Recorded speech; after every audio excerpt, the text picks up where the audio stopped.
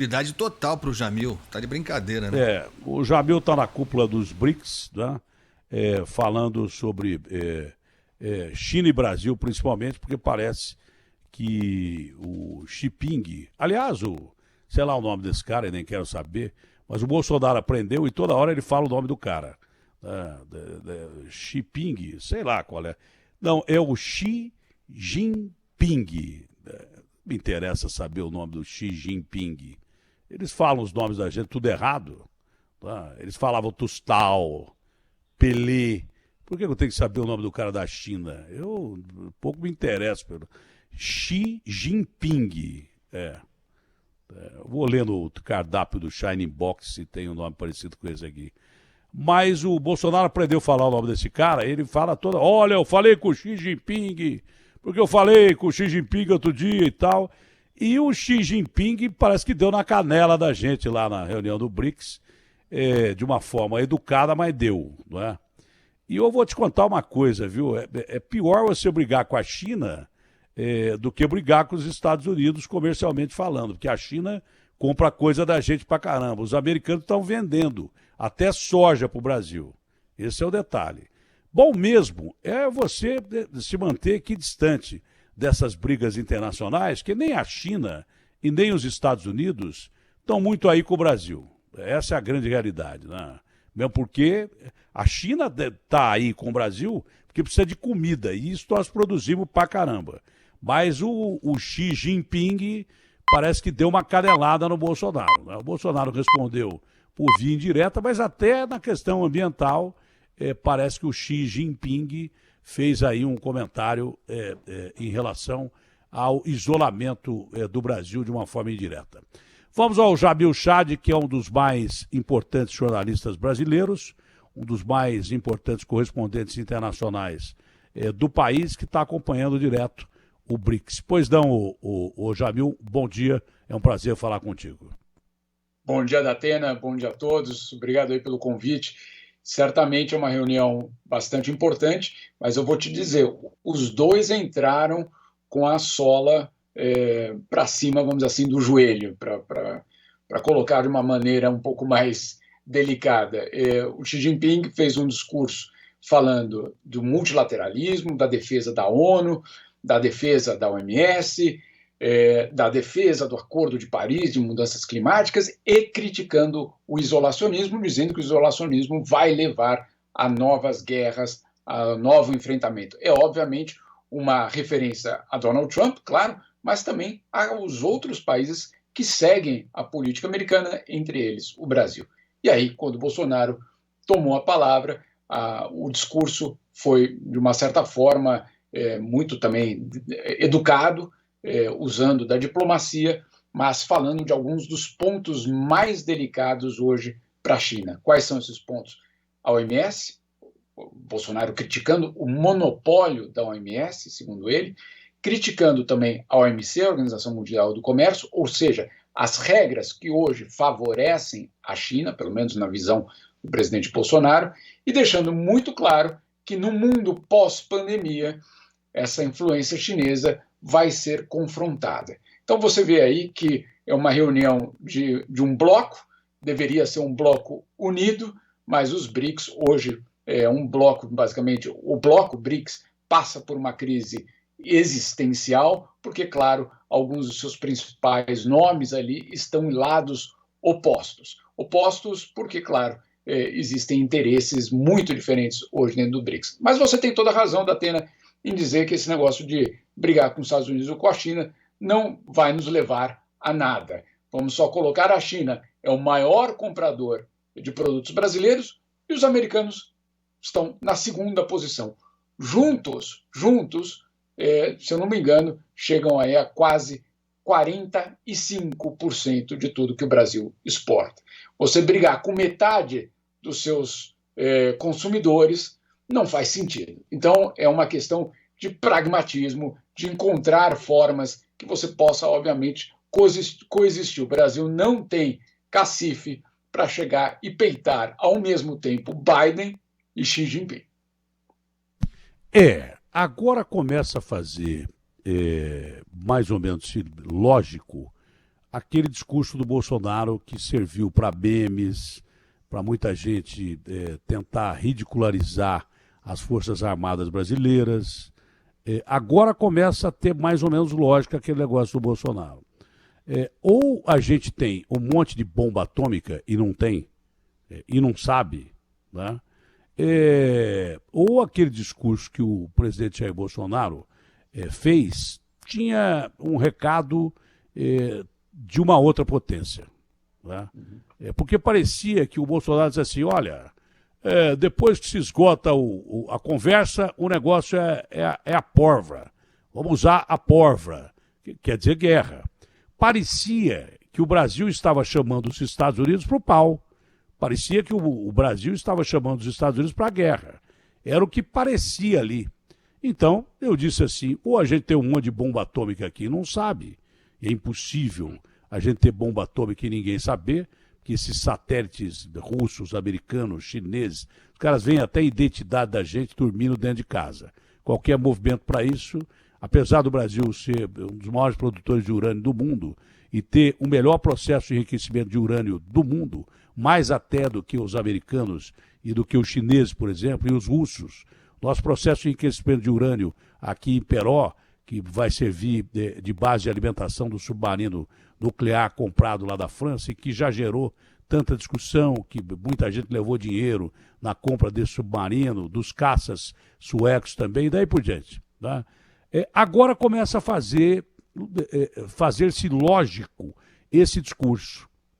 Porque o Trump, no meio das eleições, começou a brincar com a geopolítica. Ele começou a ameaçar a China, né, usando parceiros aí, a Índia provocando problemas da fronteira com a China, né, ele com a sua frota naval, que é a mais poderosa do mundo, chegou a entrar quase que em território de águas chinesas, não reconhecidas pelos americanos, mas chegou perto de águas chinesas, o que provocou reação militar, inclusive dos chineses, que mandaram caças e daí por diante. Chegou perto de declarar uma guerra fria, principalmente à China, dizendo que a China foi a responsável por espalhar o vírus e daí por diante. Pode ser que numa dessas conversas o Trump, com essas suas viagens que não terminam mais, esse cara foi um dos piores presidentes, se não foi o pior presidente americano da história, e foi um dos piores males para a história mundial de geopolítica, ameaçou a geopolítica de uma maneira tal que a gente não sabe até que ponto a gente teve perto de uma guerra, não nuclear, mas convencional, a princípio, porque ninguém seria idiota de usar a arma nuclear, mas se usaria a arma convencional e depois o cara que está perdendo, você está sentado em cima de um monte de bomba, você acha que você não vai usar a bomba se você estiver perdendo, então seria o fim da humanidade. Porque China e Estados Unidos, numa guerra, por exemplo, tem poder para destruir o mundo algumas vezes. Pode ser que numa dessas conversas com o Trump tenha falado, olha, numa dessa eu vou atacar a China. Pode ser, porque aí ganha a lógica o discurso do Bolsonaro. Porque hoje quem falou em guerra foi o chinês. E claro que ele não falou em guerra especificamente para o Brasil, mas indiretamente também para o Brasil. Falou, ó, quem tiver aliado com o Trump lá, se eu entrar em guerra com os caras, eu tô nessa. E lembre-se, hein, quando se fala em política de esquerda nos Estados Unidos, não existe esquerda nos Estados Unidos, não existe esquerda. Esse presidente novo americano foi um dos que mais lutaram pela invasão do Iraque na Guerra do Golfo. Foi o cara que liderou o Senado americano para instigar o exército americano a invadir, mesmo sem apoio da ONU, invadir o território do Iraque. Então esse cara é belicista também. Ele não é como o Trump, mas não deixa de ser também um cara que faz parte da política de um país que, por ser o maior país do mundo econômica e militarmente, é atacado pra caramba. E tem política bélica. Ali, para você mobilizar a nação e partir para a guerra, não demora um segundo. É assim com os maiores países do mundo. A gente nunca esteve tão perto de uma instabilidade geopolítica como agora por causa do vírus. Se não tivesse o vírus, não teria essa brigaiada toda. E se não tivesse o Trump, menos ainda, entendeu? E o Trump não quer sair de forma alguma da cadeira que ele está. Agora parece que ganhou lógica essa história do Bolsonaro falar em guerra. Não era com os Estados Unidos. Parece que ele estava prevendo alguma guerra aí dos americanos com os chineses, que hoje o cara falou em guerra. Hoje o Xi Jinping falou em guerra. Está aqui no seu artigo, por isso que eu pedi para que você entrasse. Está no seu artigo que eu acabei de ler, como sempre, muito bem escrito, mas o recado foi claro aí, não, Jamil? Foi claríssimo, Datena, e de fato, vamos só colocar num contexto aí do que acontece aqui em Genebra, mas também em Nova York, nos bastidores da diplomacia. Nós todos entramos em quarentena, fomos para casa. O que não entrou em quarentena foi a disputa pelo poder. E isso numa dimensão global. Enquanto a pandemia acontece, o que existe, ainda existe e vai existir pelos próximos meses, é uma disputa extremamente acirrada entre as potências mundiais para saber quem vai, no mundo pós-pandemia, mandar. Essa é a história que acontece por trás da pandemia. É disso que nós falamos quando falamos da nacionalidade da vacina. Por que é que os russos, Datena, colocaram o nome Sputnik numa vacina? Isso é extremamente revelador do que significa uma vacina. Significa poder. Ou seja, não colocaram Deus é Pai, estamos salvos. Não é esse o nome da vacina. Colocaram o nome da Guerra Fria. Um nome que remete a poder, a justamente competição.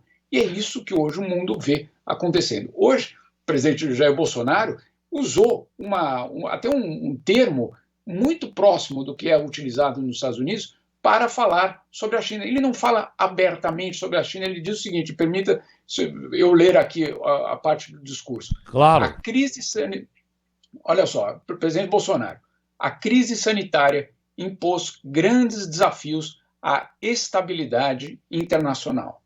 O Brasil lutará para que prevaleça um mundo pós-pandemia, um sistema internacional pautado na liberdade, transparência e segurança. Qual é o recado aqui? Quem é que não tem liberdade interna? E quem é que não tem transparência interna?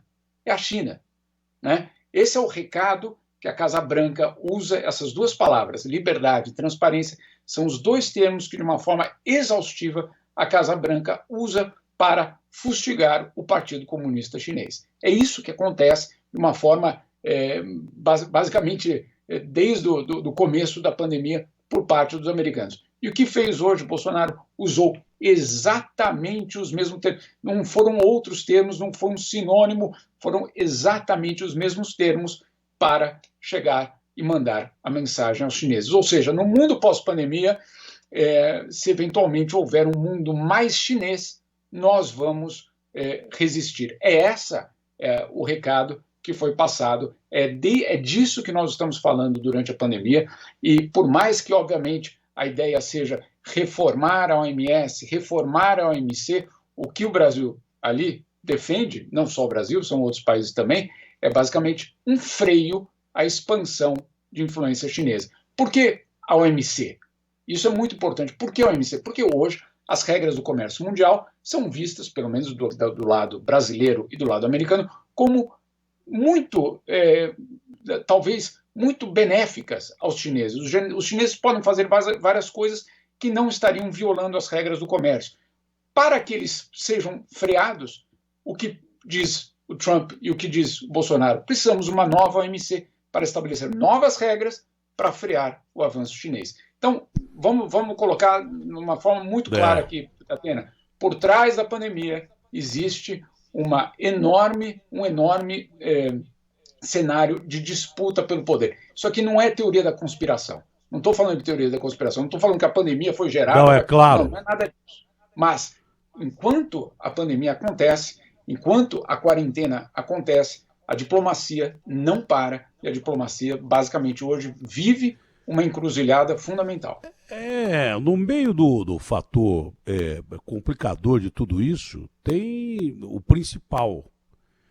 Gerado em laboratório, acidente de laboratório ou não, uma coisa concreta: esse vírus veio da China. Isso é uma coisa concreta. Há informações que ele vem se espalhando no mundo há muito mais tempo do que a gente sabe. Um regime fechado, que não divulga o que está acontecendo, que o cara que denunciou isso, um jovem médico chinês, curiosamente morreu logo depois de ter anunciado, e dizem que foi de Covid. E também isso aqui não é teoria da conspiração, não, é fato. Primeiro, o vírus surgiu na China. Se escapou do laboratório ou não, não me interessa, mas escapou da China. E a China é responsável por isso, porque ela demorou em avisar que tinha o vírus. Só foi avisar em janeiro e há provas que esse vírus pode estar circulando no mundo desde setembro, outubro do ano passado. Então, esse é o fato. O vírus saiu da China. Se ele foi feito em laboratório ou não, se foi acidente de laboratório ou não, o problema não é meu e nem do mundo. Mas a China deixou escapar. E é problema da OMS que não cuidou do que ela tem que cuidar, que é detectar qualquer pandemia vinda da China, vinda de Marte ou de qualquer lugar. Marte, acho que a OMS não teria jurisdição ainda, porque um dia vai ter. Agora vem cá, seria a frota estelar, aí é o Capitão Kirk. Mas o grande lance é o seguinte, se você pensar bem, o fator complicador é que o vírus veio da China, isso é claro. Escapou da China, isso é claro. A China demorou em avisar, isso é claro. E, de repente, você sai num mundo pós-pandemia em que a China passa a ser a primeira economia do mundo e mais beneficiada pela OMC, que os americanos também não reclamaram quando a OMC protegiu os Estados Unidos contra nós brasileiros, em vários casos. Aí ninguém dos Estados Unidos reclamou que o protecionismo era todo para o lado americano e nós brasileiros, inclusive, nos ferramos muito, principalmente no agronegócio em relação a isso. Não só commodities e tudo mais. O Brasil nunca foi beneficiado em nada. É por isso que eu falo que se meter em briga de grandão, grandão só quer ver o dele, não quer ver o nosso. É isso que eu estou falando. Agora, e falei já outro dia também, a discussão interna que o Trump provocou e continua provocando, tinha um desequilíbrio interno. É só você lembrar do Poderoso Chefão. Vamos usar o Poderoso Chefão aqui. Tem uma cena em que o Marlon Brando está lá com o filho dele, aquele mais agressivo e tal, que ele discute com o pai na frente de um inimigo. O pai fica quieto, o Marlon Brando, espera o cara sair da sala e fala assim: meu filho, você nunca mais escuta comigo na frente dos outros, porque você pode mostrar um desequilíbrio da nossa família, que era a máfia lá. E no fundo, esses caras não ficam longe disso, não. Então, se você demonstra que você está rachado, se você demonstra que há uma divisão interna, meu amigo, os seus inimigos vêm para cima. A Rússia começou a beirar o mar de Bering, começou tudo que acontecia na Guerra Fria, provocar já conflitos entre tropas que eram de coalizão, o que parecia impossível contra o Estado Islâmico na Turquia. Americanos e russos, comandantes, começaram a trocar mensagens mais agressivas e até outro dia estavam em coalizão contra o Estado Islâmico, o que parecia impossível. Por isso que durante grandes pragas o mundo vive barbaridades. Isso aconteceu na Idade Média, quando nós tivemos a peste bubônica. Mas não numa escala como agora, porque nós estamos vivendo uma crise globalizada, porque o mundo é mais globalizado, o mundo é mais ligado. Idade Média era lá, existia a Europa e o vírus matou quase que um terço da população mundial ou mais, entendeu? O vírus não, a peste bubônica que vinha da pulga do rato lá. Esse é o detalhe. Não interessa desequilíbrio nesse momento, mas de parte alguma. Porque se os americanos estão sendo espetados pelos russos, que são a segunda maior potência militar do mundo, e pelos chineses, se houver uma coalizão de russo com chinês e aquele coreano maluco que solta foguete para todo lado, a coisa já começa a ficar perto de uma guerra mesmo. Você entendeu? E isso vai acabar acontecendo se não houver tranquilidade. E por que eu estou comentando toda essa geopolítica? Porque nós estamos no meio desse jogo aí. E não é hora da gente assumir lado de ninguém. É hora da gente observar. Porque se esses caras entrarem numa guerra mesmo, nós estamos ferrados, o mundo está ferrado. Existe uma grande possibilidade de acabar a pandemia, mas de acabar também a humanidade. Porque já dizia o Einstein que a Terceira Guerra Mundial seria disputada com paus e pedras, que não sobraria ninguém sobre esse planeta aqui. Então é bom a gente ir devagar com esses caras aí. Nem a China, nem os Estados Unidos têm como prioridade o Brasil. Nenhum dos dois. Não, nenhum dos dois. A única prioridade deles é comprar o que a gente produz, que é alimento, entendeu? É isso que eles querem. E mais nada. Ninguém é amigo da gente, não. Não vem com essa que temos amigo, que nós não temos amigo. Né? Nessa história não tem amigo. Agora, o pior dessa história é briga entre grandes inimigos que têm poder para destruir o mundo várias vezes. Acho que a leitura é mais ou menos essa, né, Jamil? É perfeito, Datena. Alguns pontos só. Às vezes pode parecer que a geopolítica é muito longe, distante de nós, do cidadão, mas eu te garanto que ela faz parte da nossa vida diariamente. Quando você compra qualquer brinquedo, quando você compra qualquer carro, ela faz parte de todas essas considerações. Então, o que a gente está vendo é uma briga que tem um impacto global em todos os nossos, basicamente, todos os setores aí da nossa economia, inclusive brasileira. Esse é o primeiro ponto. Segundo, você falou um ponto aí fundamental.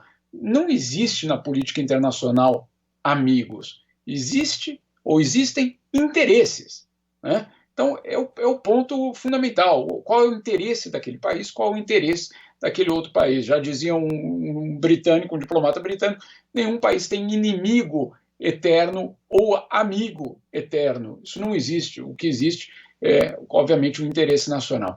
E, para completar, sim, essa é uma cúpula importante. No fim de semana, vamos ter uma outra cúpula muito importante, a do G20. O G20 se reúne também de forma virtual. E olha só, Datena, existe uma grande incerteza sobre o G20, se Trump vai ou não vai participar, né? O que, obviamente, sem Trump é uma cúpula, com Trump é outra. Deveria ter sido uma cúpula para que o Trump apresentasse Biden e falasse: olha aqui, pessoal, Clube dos 20, esse aqui é o meu sucessor, vai assumir aqui o papel de presidente dos Estados Unidos pelos próximos 4 anos e está aqui o bastão passado.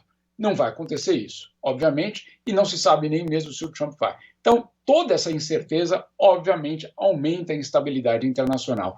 Vamos só lembrar daqueles vários acordos que o Trump desfez, Datena, acordo climático, acordo de migrações, etc. Ele também desfez acordos sobre desarmamento. Então, só para deixar isso muito claro. Isso já não existe mais, né? Os russos voltaram a produzir armas de destruição em massa, isso está claro. Volta e meia o Putin diz que tem um míssil que viaja não sei quantos quilômetros por hora, e isso aí está claro, já foi rompido pela Rússia isso aí, que já está produzindo armamentos de destruição em massa de novo, né? É por causa do Trump. Agora, o Trump ajuda em que os Estados Unidos? Em nada, absolutamente nada. Ele está ajudando mais a China e a Rússia do que os próprios países aí em questão. Com essa política de, pela primeira vez, colocar em xeque a maior democracia do mundo, esse cara está ferrando o país dele e favorecendo os regimes totalitários e comunistas, né, de todo mundo. Ele está fortalecendo o outro bloco e dividindo o seu país. Era bom esse cara parar de encher o saco, entregar logo o cargo, porque ele perdeu as eleições e acabou. É o pior para os Estados Unidos esse cara dividir os Estados Unidos. Porque nos interessa que os Estados Unidos sejam fortes para que os outros não percebam que ele esteja fraco e se arrisquem a fazer uma bobagem. Esse é o grande detalhe. É só por isso que interessa que os Estados Unidos estejam fortes. Porque, eu repito, ninguém é amigo de ninguém, nem o Trump é amigo do Bolsonaro, nem o Xi Jinping é inimigo do Bolsonaro, nem amigo do Bolsonaro também. Então é melhor a gente tomar cuidado, porque dessa história pode sair uma coisa pior do que a pandemia. Pior do que a pandemia. Ah, Datena, mas você acha? Eu não acho, não. Quem acha são os analistas internacionais, que o Jamil, que é, com certeza, um dos maiores correspondentes internacionais do Brasil, está ouvindo todo dia e está perto, acompanhando todo dia. Jamil, fora isso, como é que estão os casos da Europa? E eu ouvi hoje que pelo menos 4 grandes estados americanos já estão mandando fechar bar e restaurante. Michigan, por exemplo, Oregon e outros estados, né, com mais de 150 mil casos por dia.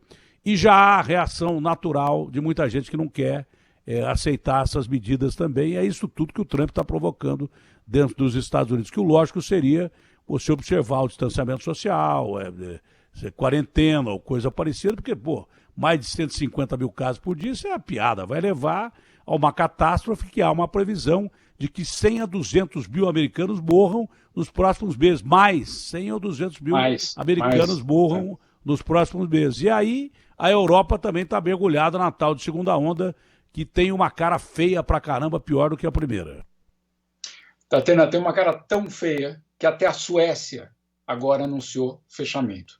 A Suécia, que era aquele país que tinha adotado aquela política pouco ortodoxa, né, de liberar, de não fechar nada, de permitir a circulação das pessoas, isso na primeira onda. Agora, ontem, o primeiro-ministro da Suécia fez um pronunciamento à nação, basicamente dizendo que, olha, a partir da semana que vem, vamos seguir agora as orientações do restante da Europa e vamos fechar bares, restaurantes, academias de ginástica, eventos, teatros, cinema, etc, etc. É muito importante o que está acontecendo na Suécia, porque era basicamente, Datena, pelo menos no Ocidente, um dos últimos locais onde essa livre circulação era considerada como uma opção. Não é que a Suécia não se importava com a vida ou com a morte, não era isso. A estratégia era, olha, nós temos um sistema de saúde tão forte, tão sólido, e tanto teste, e tanto rastreamento, que mesmo que a gente tiver muito caso, a gente tem como absorver. Muito bem. Não sabia com o que estava lidando. Não sabia com o que estava lidando. E aí deixou tudo aberto, matou 10 vezes mais que a Noruega, que fica ali do lado, 4 vezes que a Dinamarca, que está separada dela por uma ponte, e quebrou a economia quase que igual. Quer dizer, que vantagem Maria leva? Matou mais gente e quebrou a economia igual. Até outro dia havia alguns pontos percentuais a favor, mas agora parece que quebrou igual, porque aumentou o número de casos lá.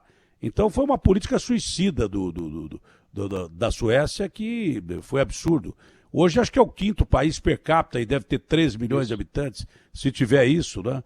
É o 5º país per capita em número de mortes. Fez uma bobagem imensa. Tá? Esse é o grande detalhe. Jamil, então, se você puder, à tarde a gente se vê hoje lá no Brasil, gente. Se você não puder, se estiver ocupado, eu vou usar parte dessa sua participação aqui durante o Brasil, gente. Tá bom, Jamil? Tá ótimo, Datena. Vamos tentar assim, é só coordenar com o Band Esporte, Band News, enfim, colocar todo mundo numa agenda comum. Vai funcionar. Não, só lembrando que para a nossa plataforma, do Grupo Bandeirantes, o Brasil Gente é o programa de maior audiência da emissora nos últimos 18 anos, em média. Não que os outros veículos não sejam importantes, todos são. Eu acho que o mais importante é esse aqui, ó. É a Rádio Bandeirantes, onde tudo começou. Mas que os outros veículos sejam atendidos, tá tudo certo. Mas que o Brasil Gente não seja, tá tudo errado. Abraço grande, ô Jamil. Abraço grande. Um bom dia para vocês. Tá bom. Abração.